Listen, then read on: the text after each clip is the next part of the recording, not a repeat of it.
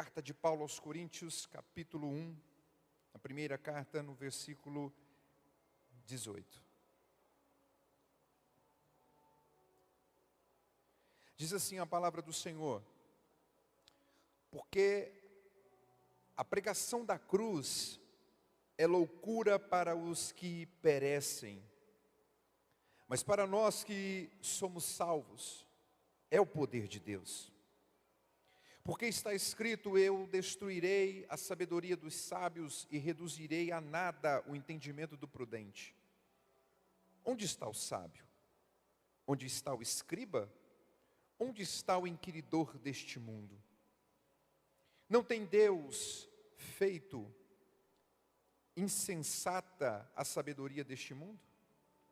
Visto que na sabedoria de Deus o mundo não conheceu a Deus pela sua sabedoria, agradou a Deus salvar os que creem pela loucura da pregação.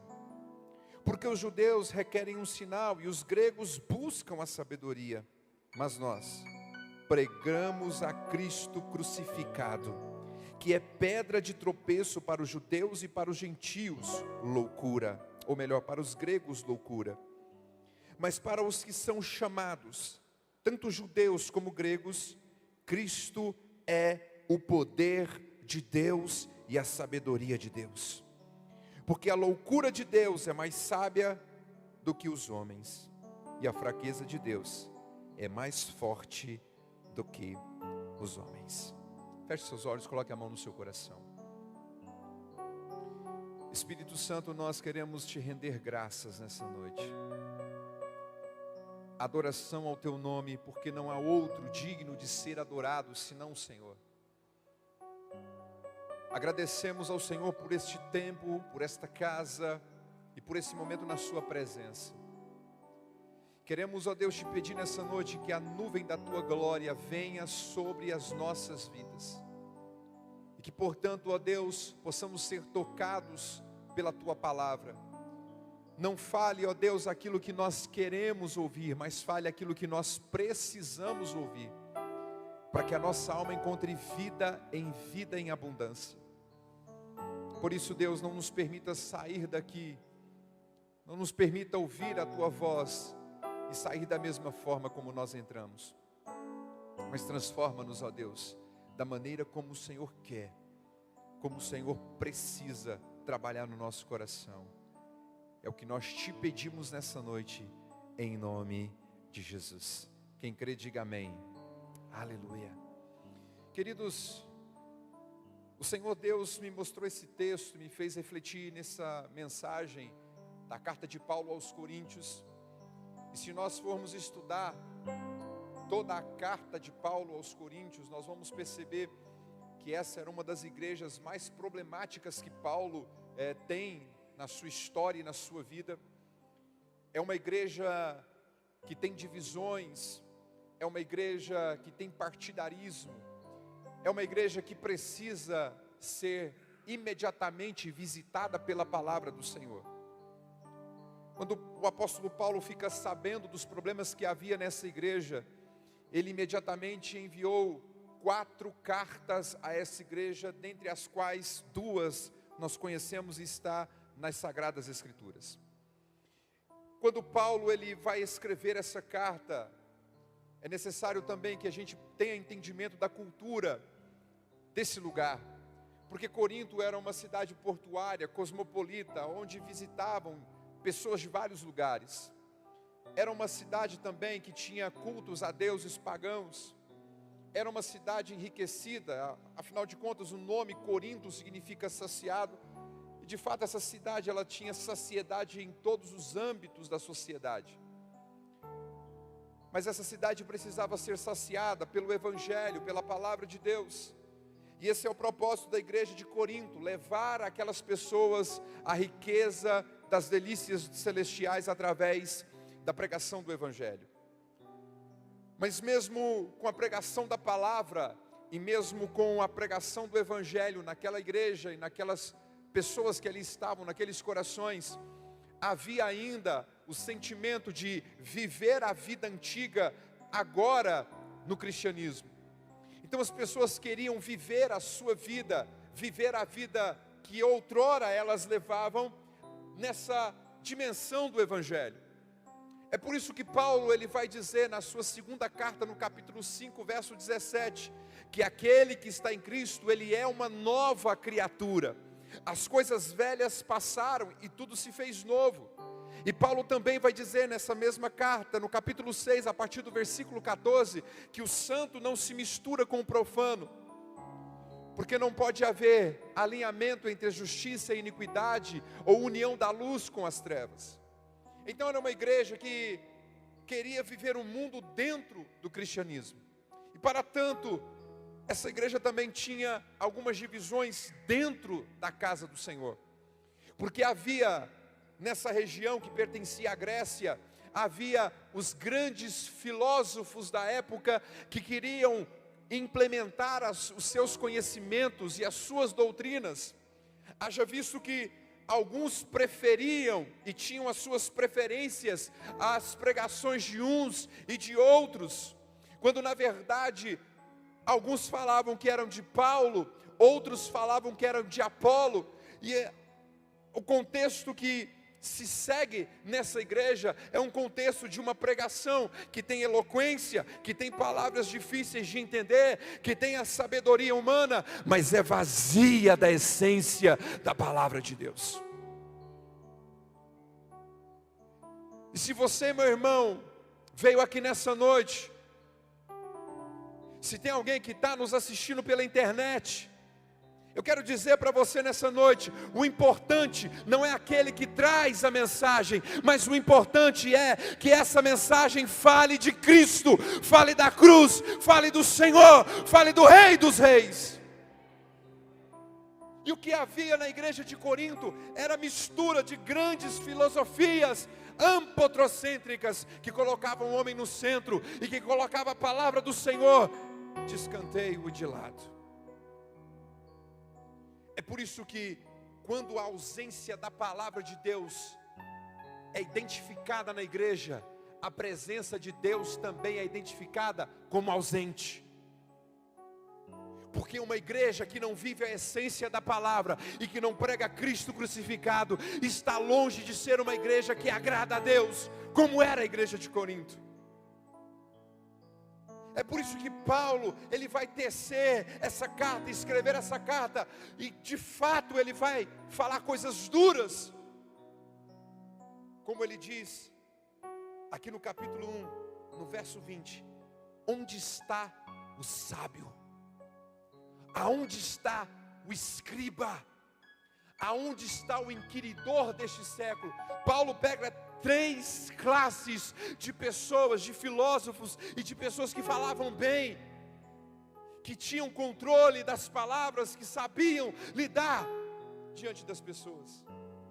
E ele vai dizer, aonde está a sabedoria dessas pessoas? Porque de fato, diante da loucura de Deus, a sabedoria dos homens de nada é. Diante da fraqueza de Deus, o poder dos homens de nada vale. É por isso que Paulo abre essa sessão dizendo, porque a pregação da cruz é loucura para os que se perdem. E por que é loucura para os que se perdem? Porque foge da lógica humana, foge do pensamento racional humano, foge daquilo que entendemos como lógica e tendência natural das coisas.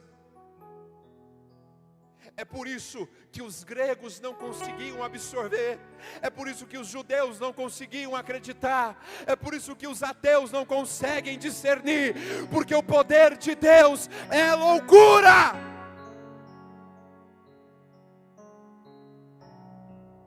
Por que é loucura? Porque era impossível, na lógica humana, uma mulher virgem ser concebida através do Espírito Santo de Deus e dar à luz ao Filho de Deus. Porque era loucura. Porque aquele que curou tantos e que salvou tantos, no momento em que estava pregado na cruz, não poderia salvar a si mesmo.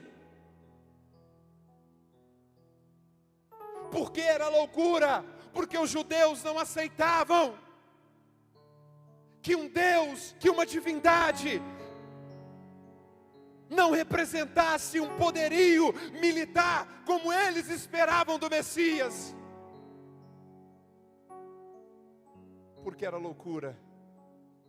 Porque para os religiosos que não acreditavam em ressurreição, ouvir que ao terceiro dia a morte não pôde segurar Jesus, ouvir que ao terceiro dia o túmulo não pôde segurar Jesus, ouvir que ao terceiro dia os guardas não puderam vigiar porque a glória foi maior, é loucura!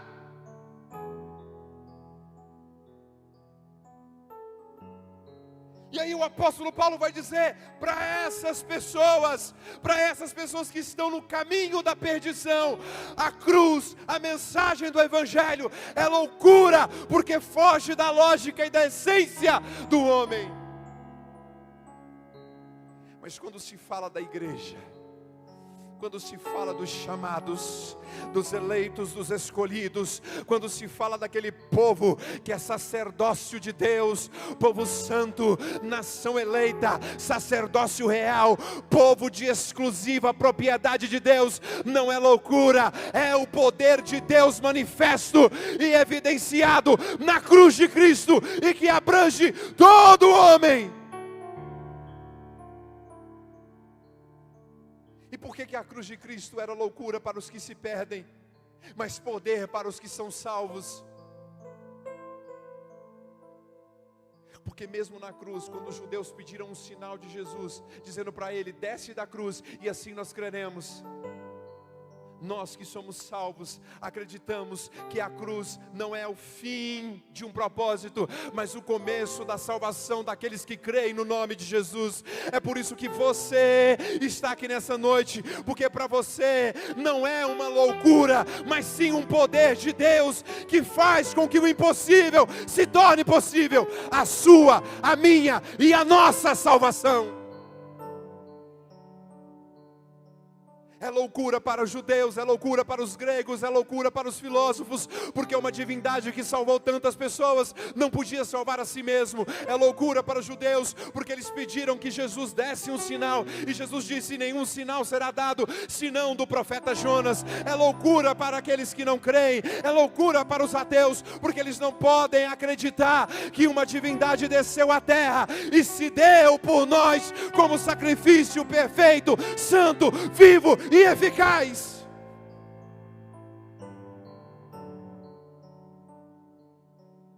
Mas a igreja recebe a loucura do Evangelho, porque a mensagem da cruz é esta: que Ele nos amou de uma tal forma, que Ele deu o seu único Filho, para que todo aquele que nele depositar a sua confiança, não pereça e não ande no caminho da condenação, mas tenha a vida eterna, e já desfrute da eternidade aqui, já ande com a vida abundantemente aqui. Ei querido, se você crê, levante a sua mão e dê um glória para Jesus, porque essa mensagem da cruz alcança você e muda a sua história.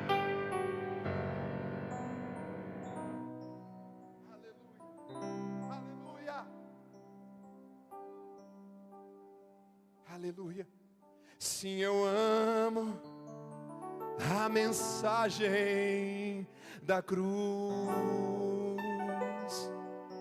até morrer eu a vou proclamar. Levarei eu também minha cruz, até por uma coroa trocar.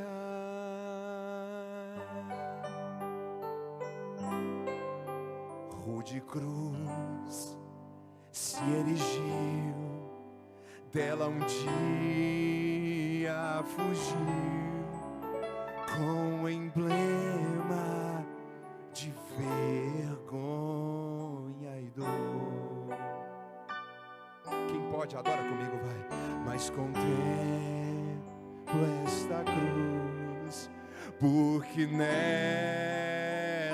Jesus deu a vida por mim, pecador. pecado. Levante a sua mão e adore comigo, vai, dizendo: sim, eu amo. É loucura para eles, mas nós amamos a loucura de Deus. Até morrer eu a vou proclamar. Levarei eu também minha cruz, até por uma coroa trocar.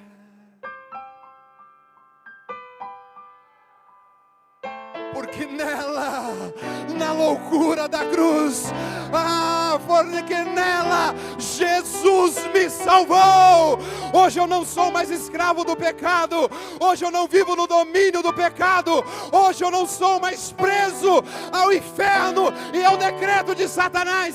Eu sou livre, e para a liberdade foi que Cristo nos libertou.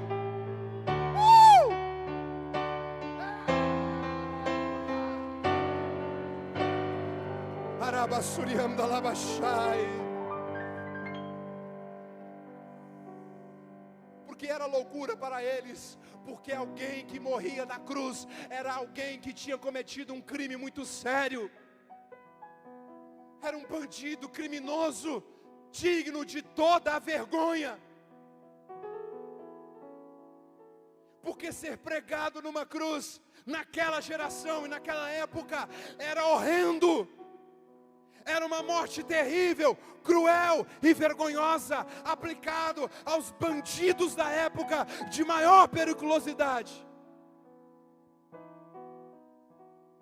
Dos rebeldes que se levantavam contra o governo de Roma. E um detalhe: nenhum cidadão romano poderia ser pregado numa cruz. Mas Jesus não carregou esses privilégios. Porque a Bíblia vai dizer em Isaías 53 que Ele era homem de dores, experimentado nos sofrimentos. Nele não havia beleza nenhuma que nos atraísse.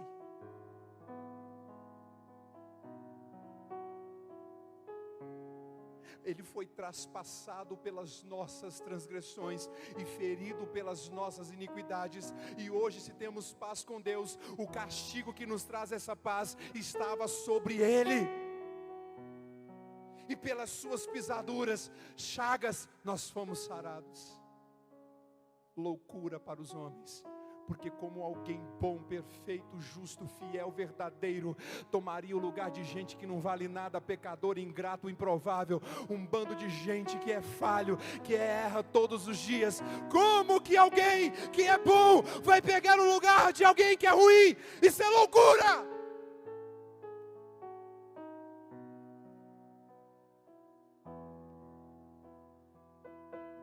Mas aprove ao Senhor moê-lo. Aprove o Senhor sacrificar o seu único filho.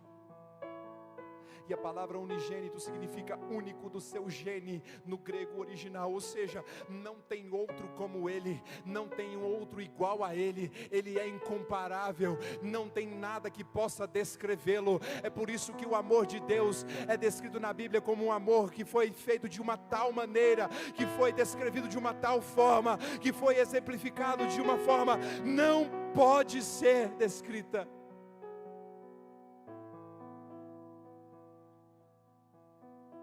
E aí Paulo fala em Romanos 8: quem poderá nos separar do amor de Deus? Quem será capaz de nos separar da loucura do amor de Deus? Nem altura, nem profundidade, nem o presente, nem o porvir, nenhuma criatura no céu, na terra ou debaixo dela. Não tem distância, não tem proximidade que seja capaz de nos separar da loucura do amor de Deus.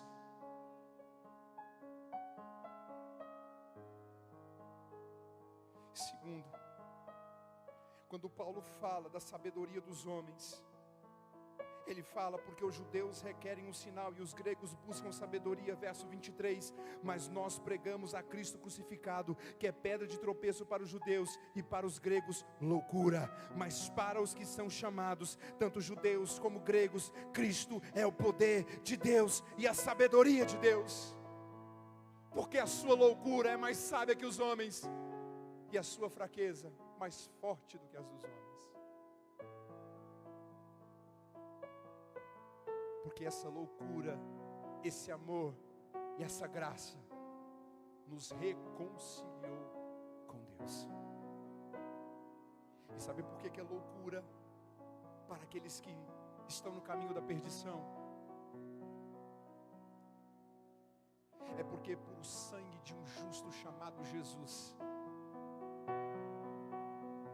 nós fomos salvos da ira vindoura.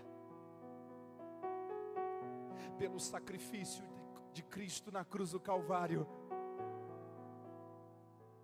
a nossa identidade foi mudada. De alguém que era apenas uma criatura pecadora, agora é chamado de filho de Deus. Porque a loucura de Deus importa que seja transformado a minha e a sua vida, de alguém que não tinha uma identidade, que não tinha herança, que não tinha propósito, em alguém que agora é chamado de filho. E Romanos 8,17 diz: se você é filho, você é herdeiro, co-herdeiro com Deus e herdeiro com Cristo. Além de nos amar, além de mudar nossa história, além de nos dar uma herança, além de nos dar um propósito, Ele ainda nos chama de filho.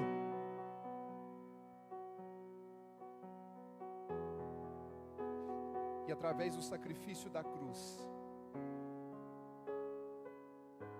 o meu, o seu pecado foi lavado pelo precioso sangue de Jesus.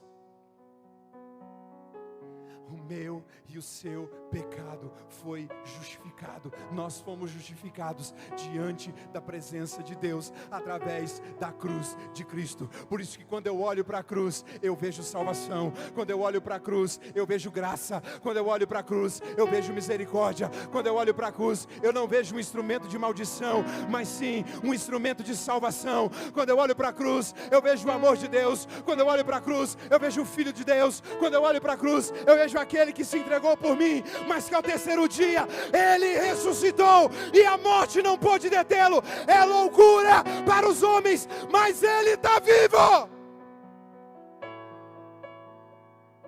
E por mais que a religião tentasse segurar, por mais que a religião tentasse subornar as pessoas como testemunhas para dizer que o corpo de Jesus foi roubado, não, mais de 500 pessoas viram que Ele está vivo. E se existe algo que é incontestável na história, são aquelas testemunhas oculares que viram e testemunharam, e não foram apenas 1, 2, 3, 5 ou 10, foram cerca de 500 pessoas que testificaram que Jesus está vivo.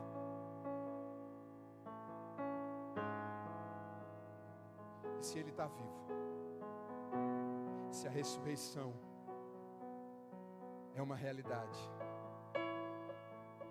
então eu posso levantar a minha mão e dizer que o sangue dele me libertou, me salvou, transformou minha vida, mudou a minha mentalidade, transformou o meu passado de pecado em um futuro de filho que vai caminhar em santificação e caminhar em propósito de Deus. É por isso que você está aqui nessa noite, porque você não é apenas alguém que foi escolhido por Deus para ser alcançado pela graça. Você não é alguém que apenas ouviu o Evangelho e abriu seu coração para receber a preciosa palavra de Deus. Não, você é alguém que está recebendo o poder de Deus, que está recebendo a graça de Jesus e que está recebendo a preparação para morar na eternidade com o Senhor. Sabe por que é loucura para os homens? loucura para os gregos, para os filósofos. E quando eu falo de filosofia, eu não estou generalizando, mas aquela filosofia que tira a essência de Cristo e deixa Cristo de fora, não deixa Cristo na centralidade. Isso é conversa fiada dos homens. Porque em toda a vida cristã, o centro é Jesus. Por isso que Paulo vai dizer que não podem ser lançado outro fundamento, o qual já está posto, o qual é Jesus Cristo. Ele é o centro.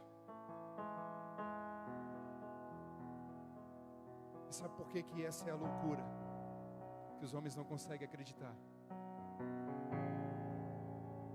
Porque o texto, se você continuar lendo no versículo 26 em diante, você vai encontrar aquela famosa parte que diz que ele escolheu as coisas loucas para confundir as sábias.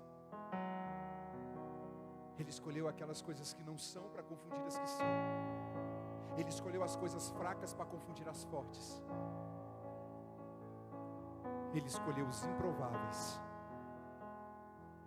para mostrar que é possível mudar a história do homem e fazer gente imperfeita como eu e você, pecadores como eu e você, adentrarmos nos portões celestiais pela graça, misericórdia e méritos de Cristo Jesus. Para eles é loucura, mas para nós é o poder da palavra. Para nós é o poder de Deus. E não tem nada que possa mudar isso na minha e na sua vida. Por mais que o inferno tente, por mais que a humanidade tente, jamais vão arrancar a marca da promessa que habita em mim e em você. Por mais que tentem, jamais vão mudar a nossa identidade.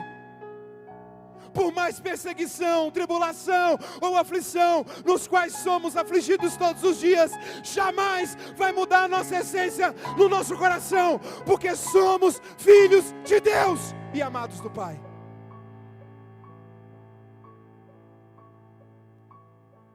É por isso que para nós é o poder de Deus. Você pode dizer amém? Você pode dizer aleluia? Aleluia. Feche seus olhos. Quero orar por você.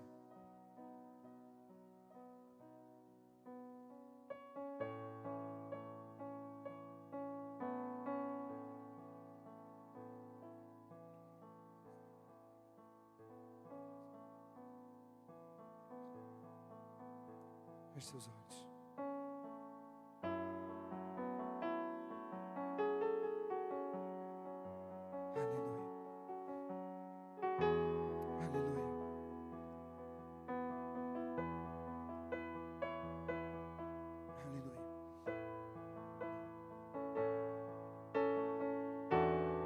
Seu coração.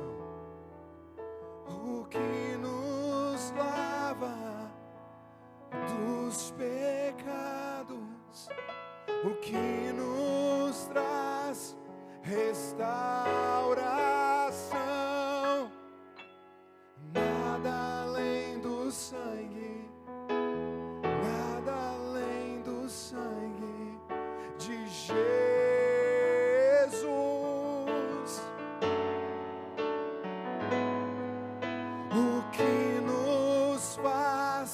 Brancos como a neve, aceitos como amigos de Deus. Nada além do sangue, nada além do sangue de Jesus.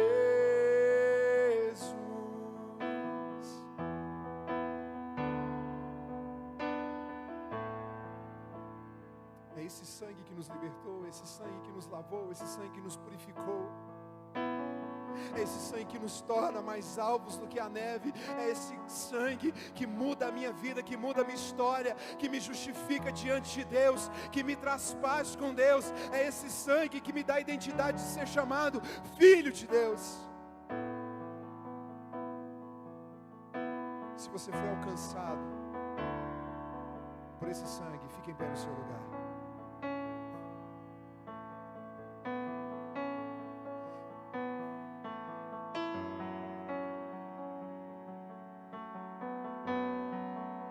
Aleluia. Aleluia.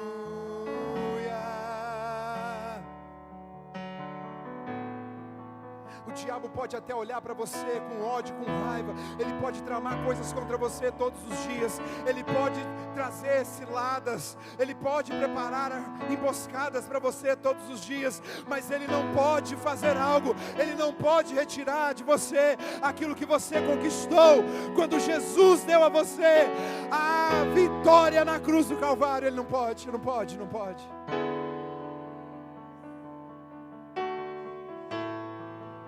Então eu quero que você, só os filhos, só os agraciados, só aqueles que entendem a loucura da pregação do Evangelho, cante comigo agora. O que nos resta